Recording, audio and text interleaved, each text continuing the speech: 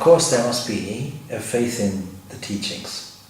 So, ye mamutam idam nityam anudishtanti manavaha Shraddhavantu nasuyantu uchyanti depi karmabhi. Those who ever abide in this teaching of mine, full of faith and free from arguing, cavilling, disagreeing, they too are released from actions. Now we have to understand, of course, all along, and never forget, that the Atman has no action in it. It is actionless. So the whole of the Vedanta literature is very clear to tell you, time and time again, and remind us that our real nature is divine. This is a great, when understood, it will remove all religious differences and argumentation. So at the moment, there's an interfaith organization. It's an online thing that I'm involved in. And the thrust of it really is, yes, the interfaith dialogue and understanding is very important. But we have to go much more than that. We have to understand that when people understand the central truth that lies behind all religions, we cease automatically, without effort, to disagree with one another. So in Ramakrishna's language, various people can go to water, one may call it jal, one may call it pani, one may call it aqua, and so on. All these names are there. And each one will vigorously defend, this is my aqua, it's different from your pani. But then when presented with the water, they say, oh, that's my pani, oh, that's my aqua. That I recognize it. The water is water, that's the thing. You know, there's a great deal now of controversy in India because of religious violence. So the Christians on the one side are saying fanatical Hindus are coming and persecuting us. The Hindus on the other side are saying no, they're producing leaflets and distributing them in front of our temples. In front of the mandir they're putting your God is useless and all that, you know. See, denigrating the religion. Now after so many thousands of years, over 1,000 years of continuous conquest, where religious persecution has taken place, particularly for example in Goa, where Hindus were massacred by the thousands. Only now, and the same thing, where Muslims came, destroyed a temple, and then the Hindus rebuilt it. It was destroyed, they rebuilt it. Destroyed, they rebuilt it. There comes a point where we have to make a self-defense. Violence is never acceptable as the easy way, but nor is it defensible. But by the same token, this idea of we have to interfere with you and convert you should not be on the basis of intellectual. Please do your conversion, provided you've tasted that water that we call Atman. If you have sipped from there, if you have gotten the vision of God, that's the whole purpose of life, the vision of God. If you've gotten that vision of God, then you won't have to come and hook me like a fisherman. Your whole face will beam with it, with the truth. The Bible says you cannot hide your light under a bushel or a bed. It'll shine for everyone to see. Immediately you'll fall at that person's feet. Please teach me. They won't have to come to you, you'll come to them. Like a moth coming to a flame. You don't have to make an advertisement, please moths come here. So it's to get that whole understanding of the purpose of life, faith, and if those people who laugh at that, those people who despise it, those people who cavil at it and put everything on an intellectual basis, argumentative basis, theological basis, or even atheistic basis, not understanding, not drinking at the well of wisdom, these people, of course, are ruined. So he says. Then we go on then. So that's all backtracking a little bit. So we come to 32 now. So, ye Tedad abhyaso yanto nanushtitanti me matam sarva jnana vimurtam statan vidinashtan achetasaha. Those carping, see, abhyaso yantaha, carping at my teaching, and act not thereon, deluded in all knowledge and devoid of discrimination, know them to be ruined, is what we've just covered. Then we come on to the next one. Now, we come onto a brand new subject. Spiritual practices conforming to dispositions of different people. Beautiful passage. Sadrasam chistati swasyaha prakte jnanavan api jnanavan, who is a man of wisdom, a wise man. This is not a question or a statement from Arjuna, this is Shri Krishna's own statement. He says, yeah, even a wise man behaves in conformity with prakriti, his own nature. Beings follow nature. What shall restraint avail? He puts that question himself. Your nature and everybody's nature, if it's your nature, you can't change it. So we have everything. Nature covers the whole spectrum of existence from Brahma down to a clump of grass and incorporates our psychological conditioning. Our psychological internal nature and external nature is all really the same thing. The internal is more subtle, the external is more gross. We're very good at attending to the external because the senses, Katu Upanishad points out, the senses seem to be pierced outward going. They're outward looking. But an intelligent person decided, I'll look within. So we're very good at seeing and reacting to the external circumstances. But deep inside, every external circumstance, every external movement creates an internal wave. That build-up of waves is our personality. It is just a conglomeration of habits. Technically, we call it samskaras or vasanas. In the subconscious area, below the level of conscious behavior, there sits the vast mind. That vast mind has to be reformed. If it's not reformed, it'll be our impulsive nature that comes on. We can't control it. So you're referring to that. This being our nature, even a wise man will find these samskaras there. They'll come out. What will he do? Restraint won't work.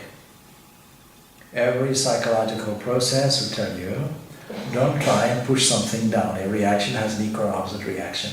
Don't try and repress something. Then what will we do? We have to take that and convert it. We have to transform it. If you're angry, take that anger and transfer it Godward. Be angry with God. Lord, why don't you reveal yourself to me? Be petulant. If you have tremendous desires to possess something, or inward carnal desire, something of that nature, take all of that passion and steer it Godwards. Lord, I thirst for Thee. You take that, take all that, the passion that a miser has for his money, that a child has for his mother, that a lover has for a lover. Take all of that directed Godwards. Every religion states it. In Christianity, since we're in a Christian setting here, it will tell us, love the Lord thy God. It's not just specifically Christian, it's there in the Jewish text also. Love the Lord your God. How? With all your heart, all your soul, all your mind, all your strength, all your whole being. And the second is similar, neighbor as yourself. So the primary thing is that. All religions forget it. I love you if you're in my club. My watch telling the right time, your watch not, because this is mine, that's yours. Therefore I combat you and try and change you. I try and make you fit the jacket I wear. There's difficulty. So where's the love then? How did you love your neighbor at that point? How did you love God embodied there, sitting there, dressed up in that form? You didn't do it. So that's our nature. It's the same material, internal and external. It's an interesting thing that a robot has been sent up to Mars now. They're about the size of a mini car. They're about 1 ton in weight. By a remote control, it tells us 2 lessons. If the Atman doesn't do anything, how is it that movement takes place? It's a kind of remote control. Is it possible for a machine, so many millions of kilometers away, can be controlled from an Earth station? Yes, we can do it just by remote control. You switch a switch here, and the arm moves there. So many miles away it can occur. Then they were surprised to find out that all the different materials that are being sampled, they push a laser in a particular direction toward a rock, make a target, and then read the spectrum, the color, make a mineral analysis from the spectrum of it. The visible spectrum and then the non-visible spectrum also they analyze and come up. Oh, we are surprised to find out that we have all these elements that we find on Earth. Magnesium and phosphorus, all that we find there. But it should be no surprise. What you find at the furthest corner of the universe, you find here. It's exactly the same. The whole of nature is constant. So when you control this little aspect here, you control the whole of nature, internal and external. The main thing is control the mind. All education is control of the mind. You take that. So we don't try and suppress, that won't work. What we do is we sublimate. We take that, all that passion, all that energy, and make a habit of transforming it into something useful, not only here, for this subconscious area, reforming the habit level itself, but it also has the impact externally as well.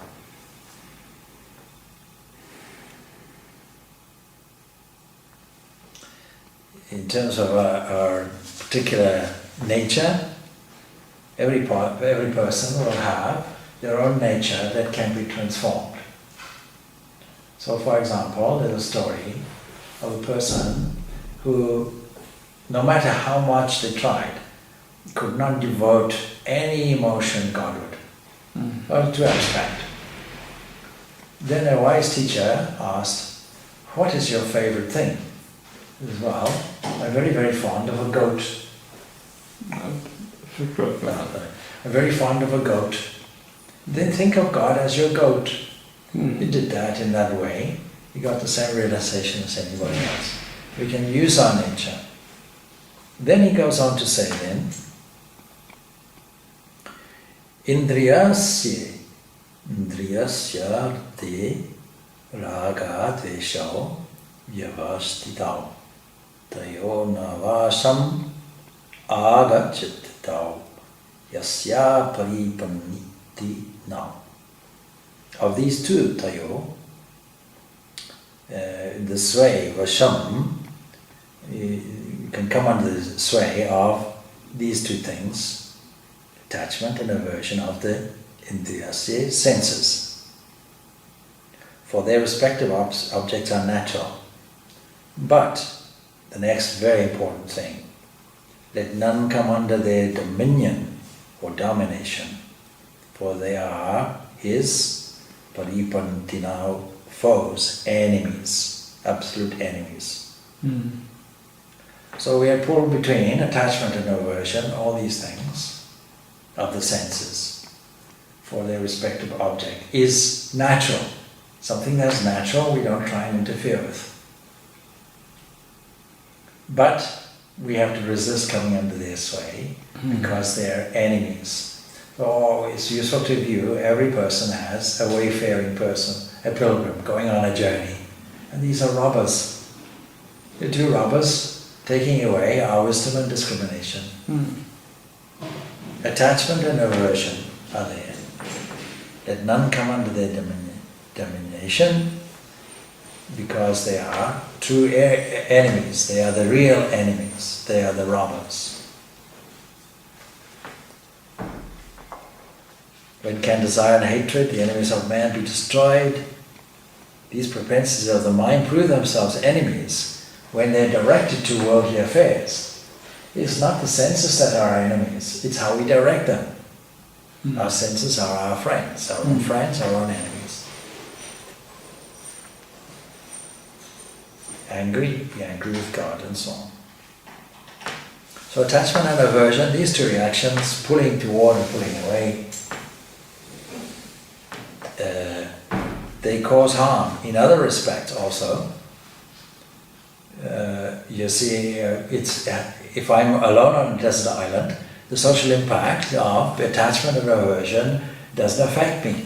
And later on we're told these are translated into two primary areas where all these other things come from, mainly kama, krodha, desire and anger. Then he says now, Stayan Swatarma Viguna, again the gunas are mentioned, guna, their nature, Paradharmat Swanushtitat, Swatarme Vinitram Staya, Paradharmo Bhayavaha. It's better, much better, even though your dharma, your particular role in life is imperfect, your own role is better than any others. So from time to time, and I'm sure in these classes I also mentioned it, I get people, please show me your fingers, show me your hands. Anybody here with no fingerprints? Everybody declares, yes, we have fingerprints. Very good, I'm very pleased about that. No one else has it. Your fingerprints are identified as for you alone. Before you were born, they never existed. When you die, they never exist again. That's your individuality. There's something in every individual which they alone can achieve. So in the discussion with some students, they might challenge that. They say, I'm very good at art, but everybody's good at art. No. It's a combination of your individual talents and abilities. There's a role you have to play in life as an individual. Play it well.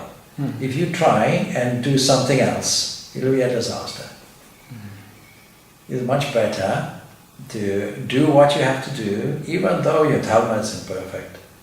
It's better to do that than to die doing somebody else's, playing somebody else's role. Don't imitate anybody. You're an individual. You can get inspiration from somebody, you can imitate the behavior of somebody if it's worthwhile and noble, but you are your own individuality with your own individual expression. That's how it is designed. Delight in that.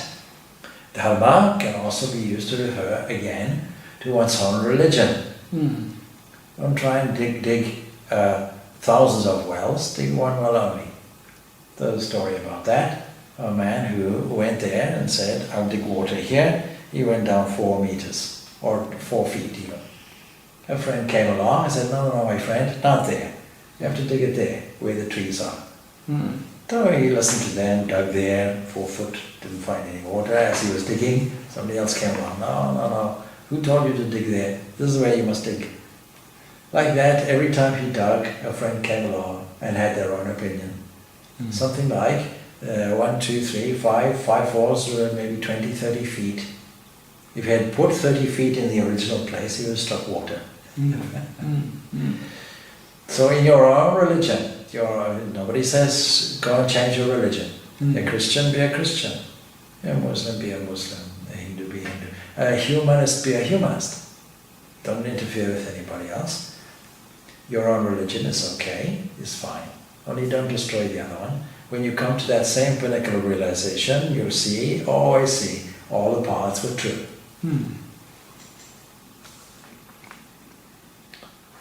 The dharma of another is full of fear, it says. Bhaya, fraught with fear, nothing more than fear. So don't do it.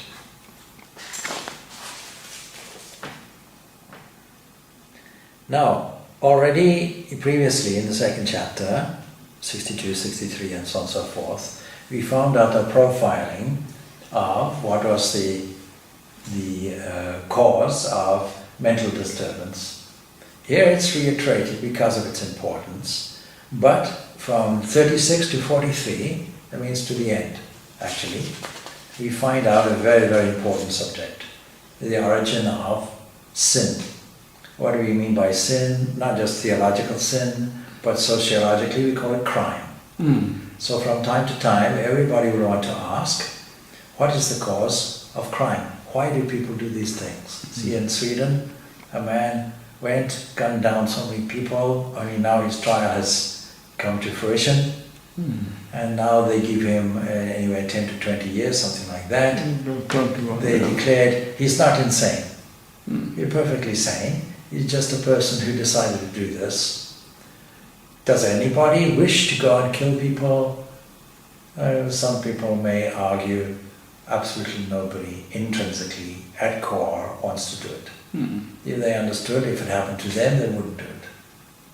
So everybody has that instinct, the compassionate instinct and so on, but somehow people are all compelled to do evil, as if it was out of their control. And theology has a way of fitting that in to an explanatory understanding. We don't find it in Hinduism, but we find it in other religions. So there's an idea, something made me do it. Something other than me made me do it, out of my control. A ghost made me do it, or a devil made me do it, Satan made me do it, and so on and so forth. There seems to be two sides to a person, good and bad. And it's almost like cartoon characters sitting on your shoulders. One whispers in the air, come on, do this good.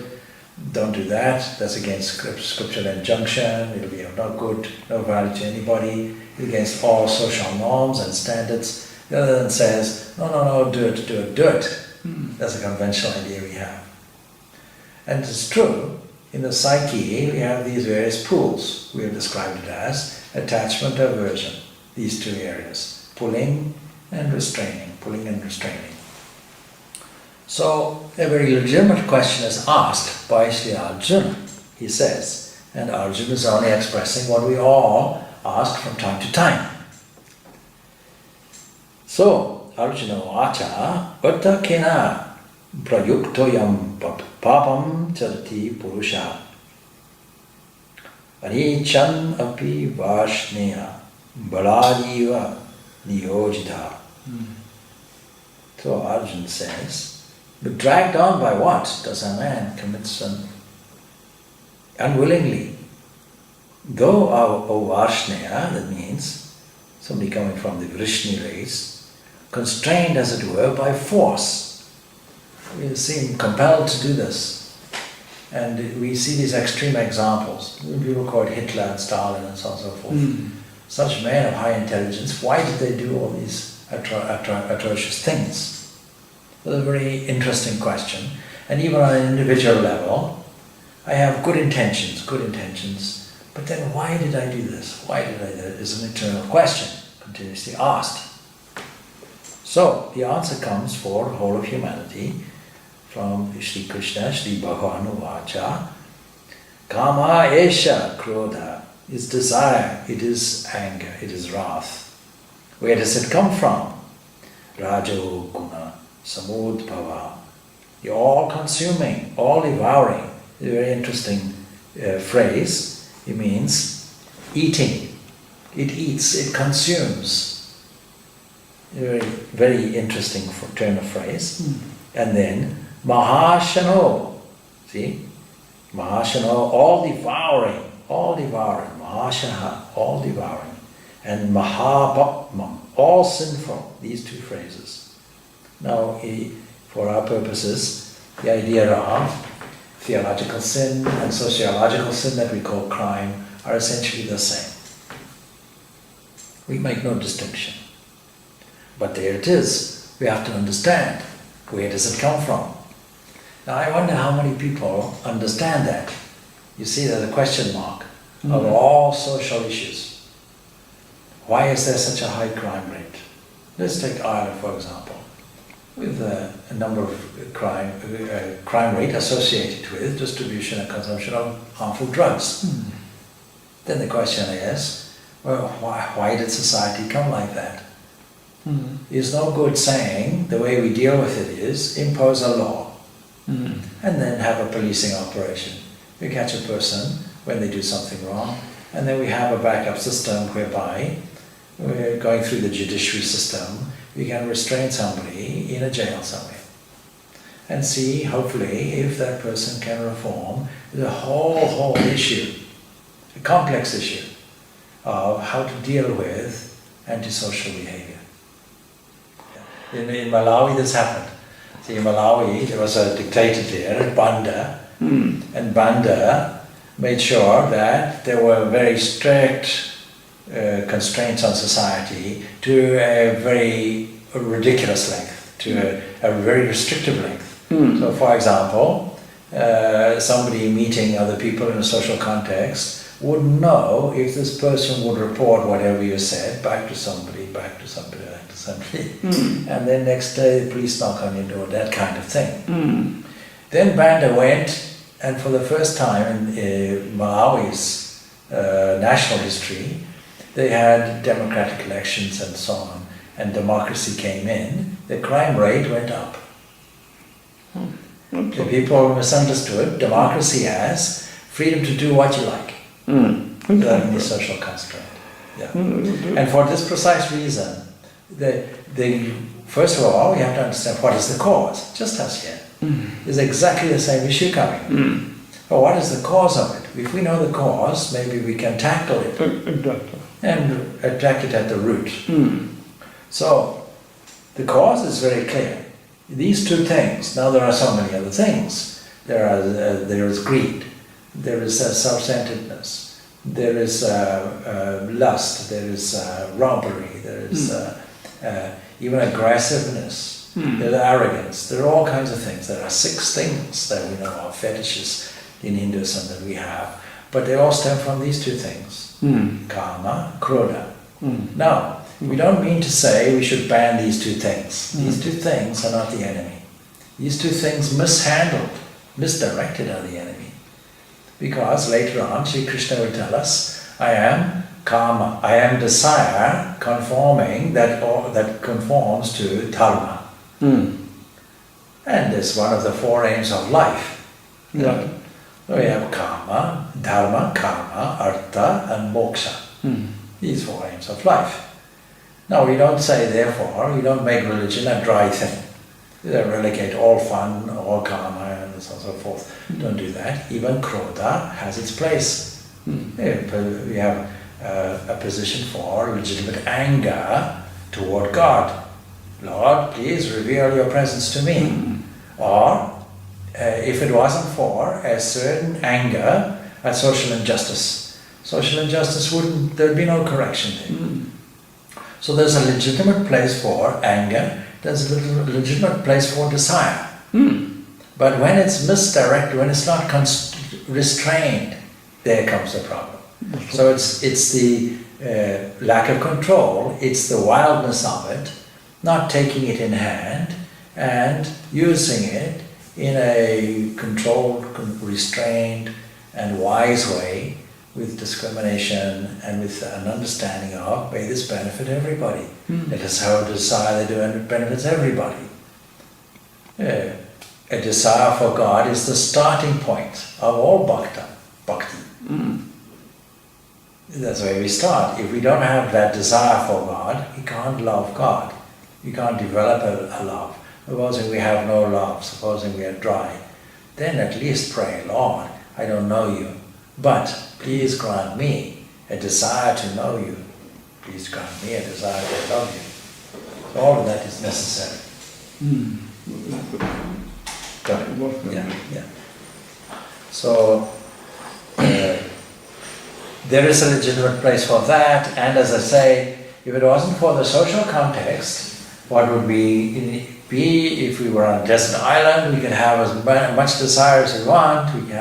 We can be angry with every single plant and species on the island, provided we're not doing anybody harm. Except, of course, the wise man knows, I myself am doing harm to me. That's the point. So, It becomes more acute in a social context. So these two things, desire is wrath begotten by the Raja Guna, all-consuming, all-sinful. No, this as the enemy here on earth is a singular term. It is the enemy. Know this here.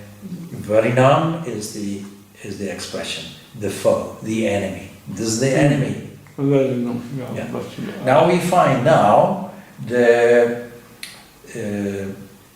the context, the symbolic context, the representational context, the analogical context of the Bhagavad Gita. We take it away from a physical war and put it into a context, a psychological context. What is the war? The war is against these two enemies, Kama and Krodha, uncontrolled and unrestrained, going wild. These are the enemies. These are the enemies we have to face, and these are the enemies we have to deal with. This doesn't tell us how we deal with it. It just tells us there's a basis for it. Later now we'll tell you how is it dealt with. Again it's put in the context of the gunas, Raja Guna. There is no morality in tamas. Tamas, there's neither good nor bad. There's just a blank there, not doing anything in particular, a kind of laziness. Now, as soon as we take that up to another level and make us, okay, there's a desire, there's a goal, there's a purpose, that becomes Raja Guna. Guna meaning a binding thing.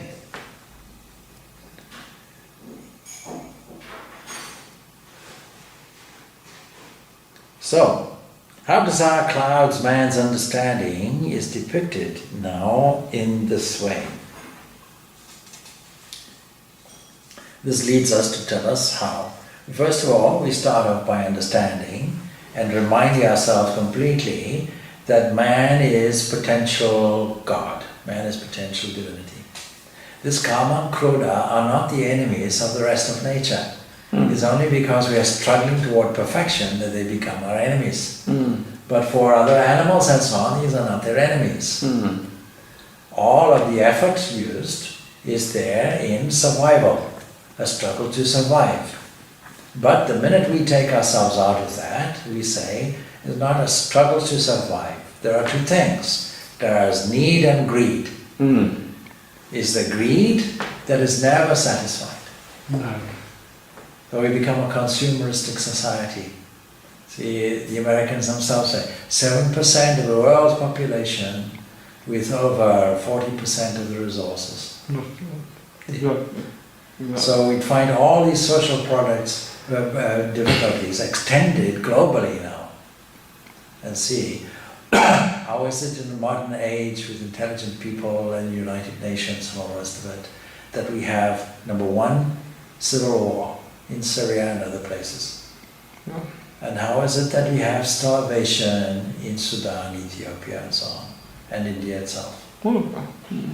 How is it that in a modern age we have people recognizing the problem and thinking they'll tackle it but never hoping to really, saying we'll remove all poverty in the world. You can't do it unless you remove greed. That's of course fundamental why it's not happening. And once again, I think the misapplication of politics. I will talk all about good things and bad things, but I still want to make sure that I am keeping my own ego and my personal requirement in check, that you can't access it. And once they are satisfied, then I will give you something. And that's why I think about it. They can never be satisfied. Now what we have to do is we have to turn it around. And say, you first, me last. Whatever is left over, I'll take. As opposed to, I'll take, whatever is left over, I'll give. The future politicians, the future leaders will have to have an education based on direction and control of the mind, pacification of the mind. There's no other way. There's no good teaching A plus A, B plus B, 1 plus 1, and so on and so forth. That is necessary, but it's only of secondary importance. This is what Vivekananda stressed in modern education in India. But Not only in India, but worldwide. To strengthen A child where karma and krodha is obvious. The karma comes from the Rajoguna, but the Rajoguna comes from an assertion and development which is also necessary, that I need to assert myself, assert my own nature. If India had, in times past, had more Rajoguna, then they wouldn't have sat back. They sat back and misunderstood sattva to be tamas. Okay, let it happen, let it happen, let it happen. Subjugating people. Now you have to take that, elevate it another notch. Rajaguna. Make sure you have lots of rajas. Make sure that you assert your own individuality. Not only as an individual person, but also as an individual gender person. Every woman must assert it, every child must assert it, and every nation must assert it. I used to tell in that Malawi, I used to have a group of Africans. I said, you know, you always make an excuse, Africa. You see, because if you go in a bus, you go through a pothole, and the tourists say, that's quaint, it's Africa.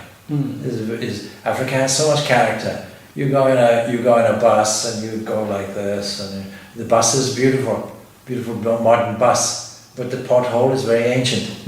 You go into a pothole and make all your car rickety. It's very quaint. It's part of the charm of Africa. It's nonsense. The African saying, oh yes, because it's Africa. No, the minute you say, we can do anything, why? Because we are Africans. Because this is Africa, that's the time when your whole country will change. And colonialism never did any favors, and even well-meaning people from the first world never did any favors by just giving. Teach a person, the old saying, don't give somebody fish, teach a person to fish. That's the idea. So give them, make a person independent, but don't leave it there. Knowing that your whole aspect, your whole purpose, the reason why you struggle as a human, the reason why there is civilization and culture, is to reach that perfection of your own inner self. And understand that what is within is antaryaman, as Pritharanika puts it. Antaryaman, inner controller, and inner controller in you, called the Atman. That being the case, that being there, discover that. When you discover that true nature, then civilization will dawn. Today we equate civilization and culture with greed, possession, possessing more gadgets, more technology. See? But then more, and so many beautiful writers have criticized, Carl Jung, Schopenhauer, all of that have hit the nail exactly on the head. Schopenhauer said, you see, if you satisfy one desire, then 10 more will take its place. It'll never end. You have to learn how to step back and control the mind nicely. And Carl Jung said something very similar. It's all to do with the mind. Learn how to control the mind. That should be the key, the cornerstone of our education, controlling the mind. So we should always remember, something deeper is in there. And in education, take a child whose natural impulse is, I want more. I'm asserting myself, I want more. Then when I don't get it, I stamp my feet. Anger comes in. At that point, instead of saying, I leave it, let the person give the child what they want. Satisfy the child. The child will then become more outrageously behaved and insecure. You want a boundary. Where is my boundary? Everybody must know where is the boundary. It's like playing any game, like playing football or something like that, or cricket or whatever it is. You know, if you break the laws, the referee will take you to task, send you off the field. It shouldn't be unexpected. You deliberately broke the law, then you're knowing I may be caught, I may not be caught. You're caught, it should be no surprise, there should be no protest. Okay, fairly and squarely you caught me, I'm off. In that way, everybody should know the boundaries. It creates security. So law and order has to be there, absolutely. And in bringing up a child, there must be, this is what is permitted, these are the boundaries. And in amongst that, there should be an understanding there's a higher ideal, higher ideal, higher ideal. Learn, we can help you as much as we can, we can give you as much education as you can, but the control of the mind is yours. You yourself have to do it. Teach a child, you yourself have to do it. Please make it discipline yourself. Learn to control these impulses, I want this, I want that. Learn to control that yourself. That should be a standard education. And then as part of that education, the character building, as you rightly say, that was there, the Gurukula system. So 25 years of brahmacharya, you go in as a student, you're mainly on character building, as well as learning all the subject matter. But the primary thing taught was the Vedas. Learn to recite the Vedas. See? And the castes never came into that system. Caste only came into the grihastha portion of your life. The second 25 years of your life then goes into a social arrangement.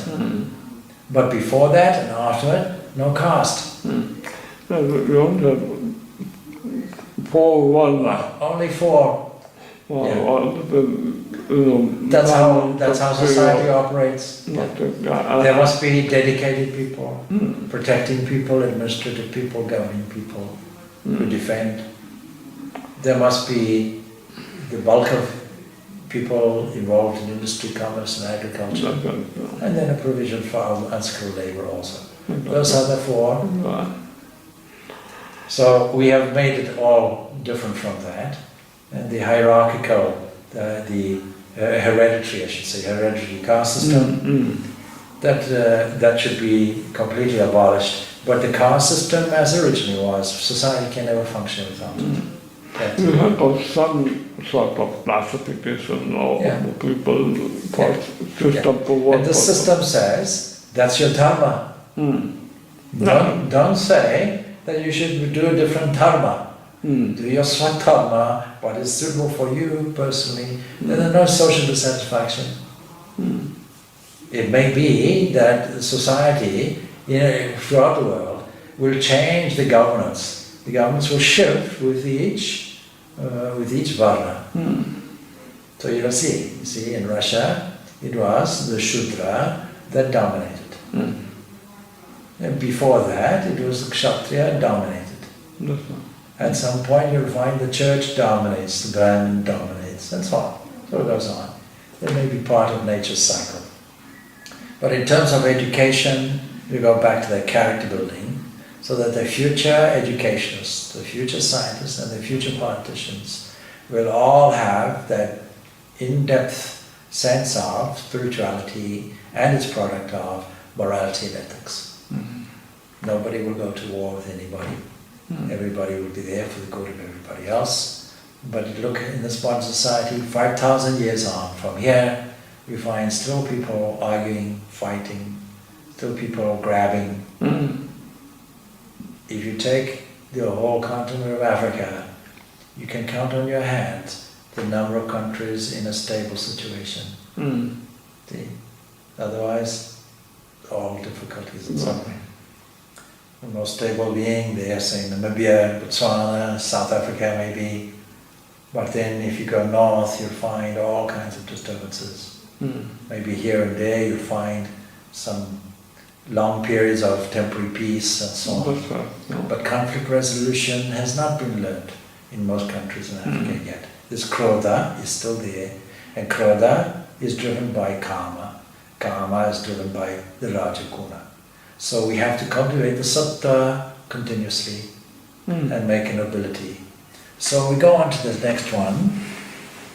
You see, Dhumena priyati vahnye yata darsho malena cha yato ibhena vrito kalpas tata ntina dhamma vritam.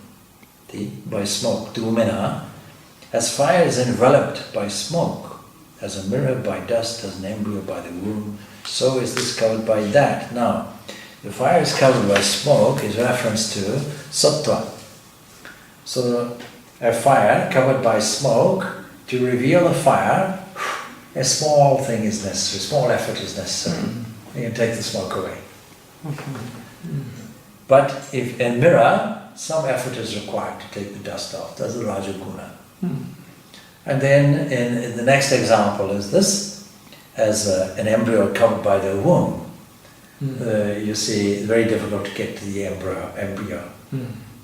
So that's the tamas. So tamas, this truth of who we are, this Atman, this resplendent Atman is covered, and 3 examples are given representing the 3 gunas.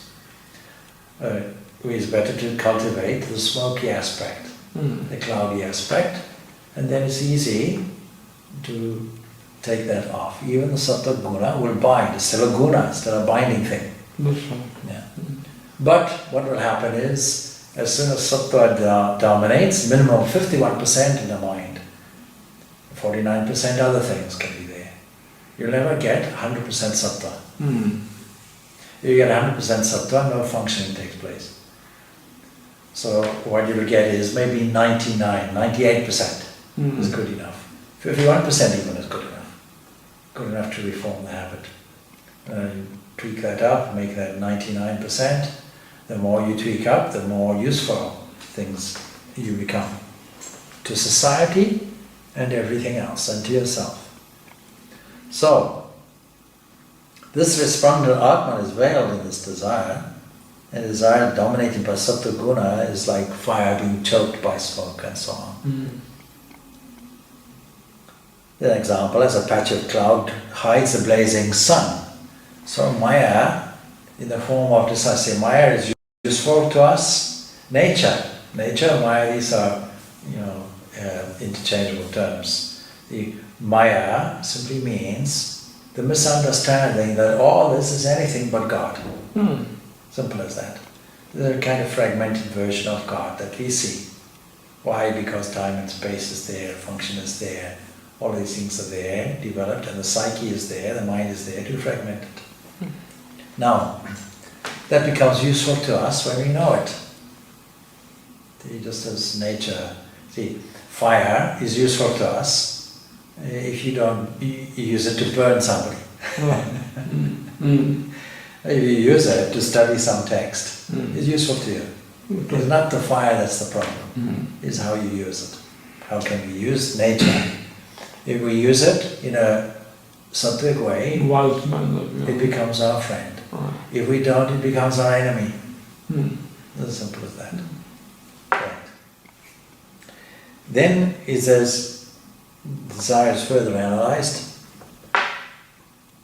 Avritam jnanam etina jnanino nitya vayalina kamarupena kantya duspurendra cha.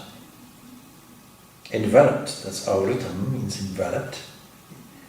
Wisdom, knowledge, that is covered, O son of Kunti, by this insatiable fire of desire. Again, a constant enemy of the wise. Constant enemy. They labeled it several times, so we catch the idea. Your enemy is karma, desire. Then most people don't consider that. They think karma is my friend.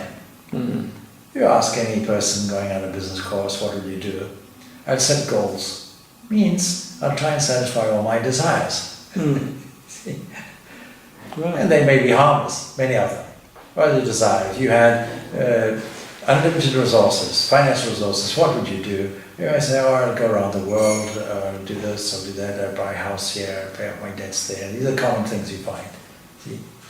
Harmless enough. But you see, the harm is,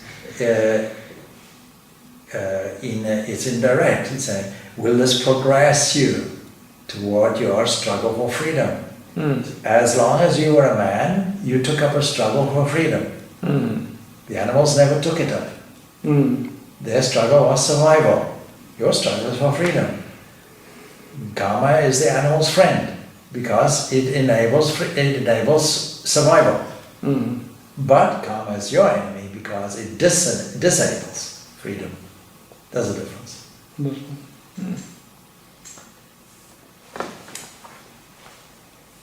Then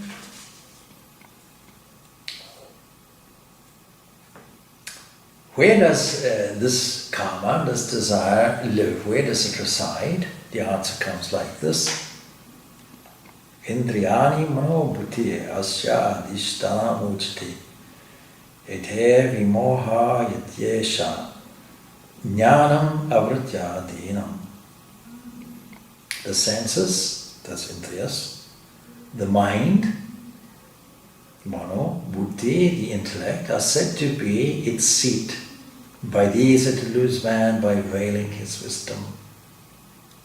The man directed to sensuous things is like a holy man living in the midst of hooligans. See? Or a wealthy man living in a slum. Same thing. Same example. Now what's the point of indicating the senses and so on and so forth? We find many passages in Upanishads that do exactly the same. They say, please understand that there is a hierarchical order, a processing, there's a psychological conditioning, a psychological profiling. You have to understand it. If you want to use a tool, you have to understand how it works.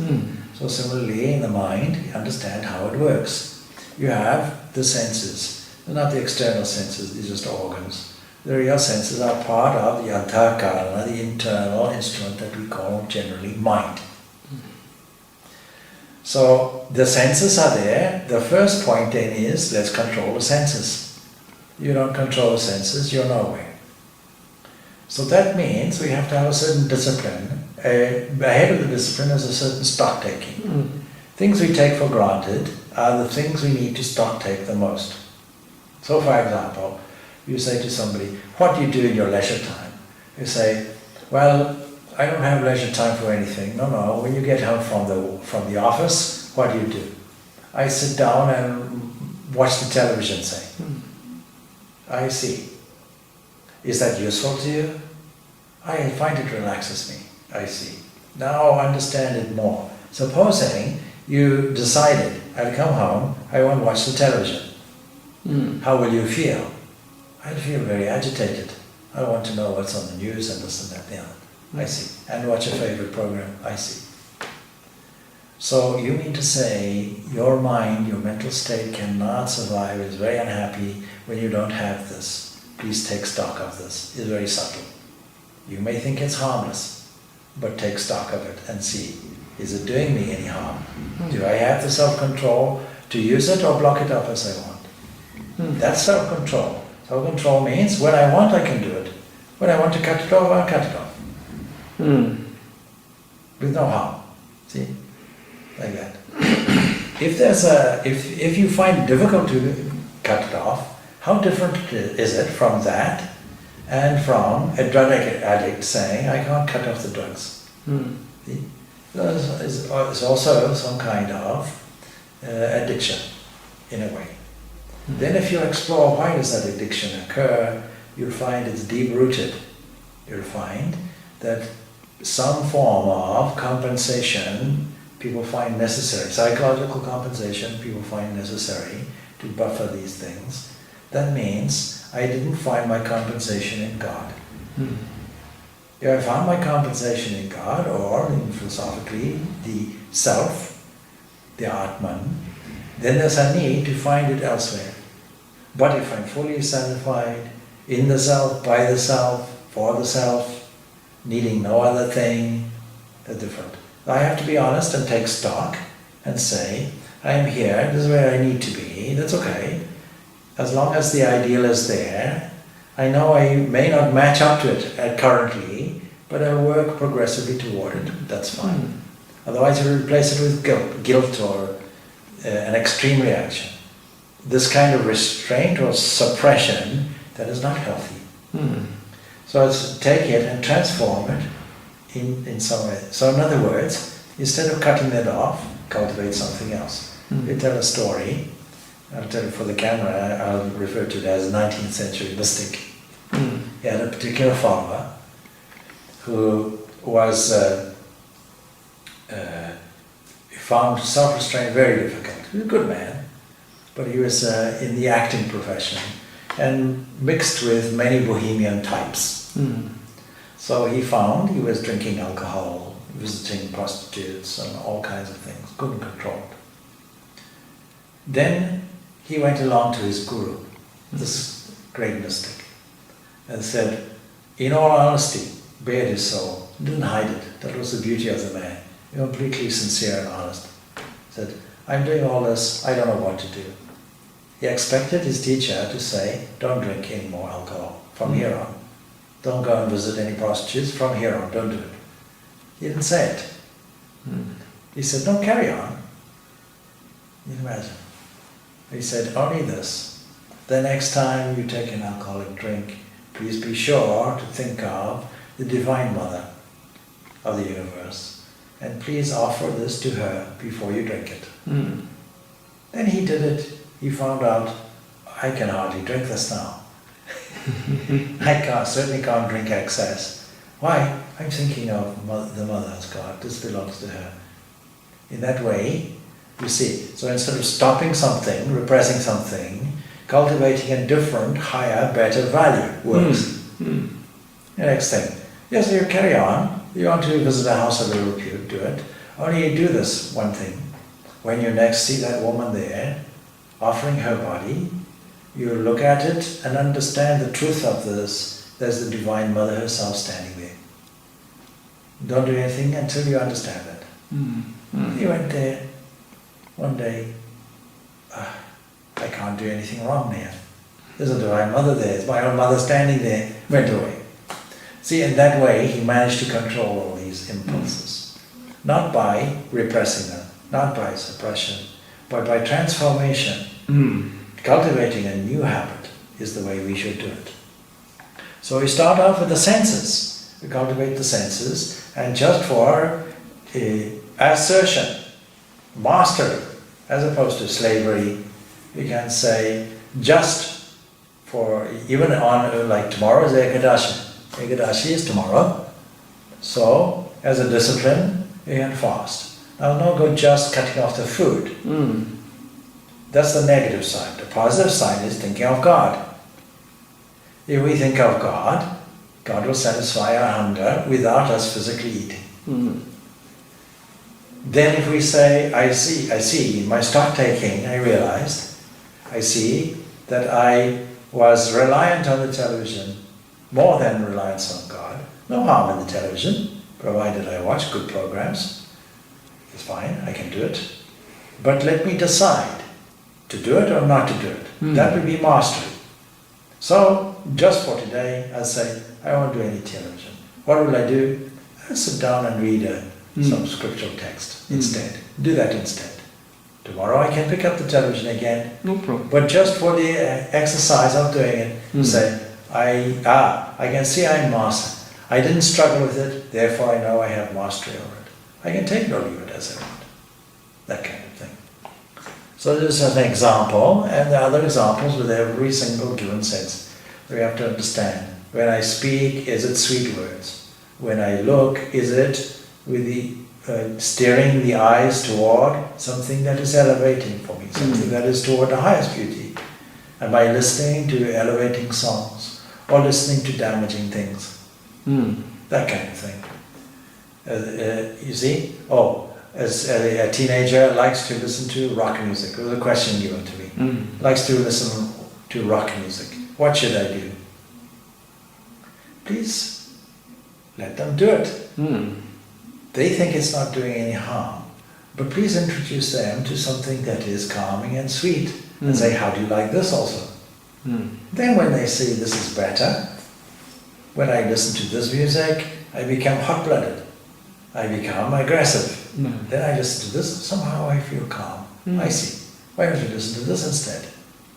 This often it develops through maturity, isn't it?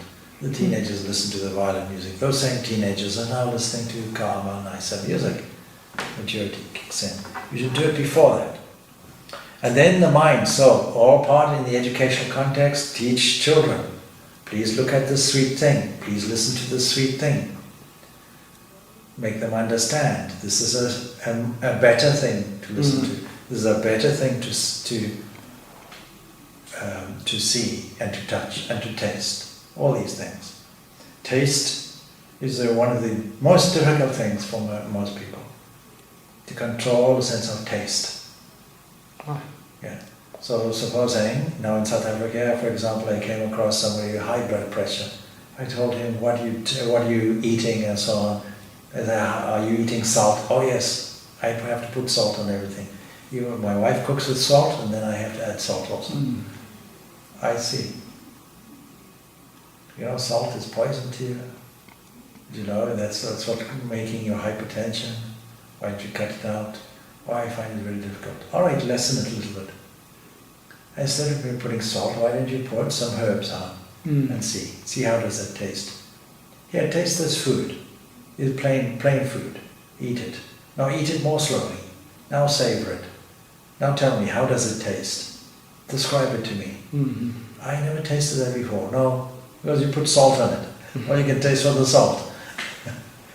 So in that way, we have to make that kind of cultivation. And in the educational context, it varies at a very basic educational level, all the way through the whole life being an educational system. Then the mind, how we think, how we entertain the mind, how we use our intellect as a kind of kindly uncle or aunt steering things. If the senses are out of control, it's because the mind is out of control. If the mind is out of control, it's because we didn't use our discriminating judgment in the intellect level. So unless we understand that that's the process, we have to say, from the intellect point of view, we have to assert in the correct way. And we can't do that unless we have the understanding of what scripture tells us, Shastra tells us, and what other people are saying, people of credible and good standing are saying. We have to leave it off here. So we leave it off there.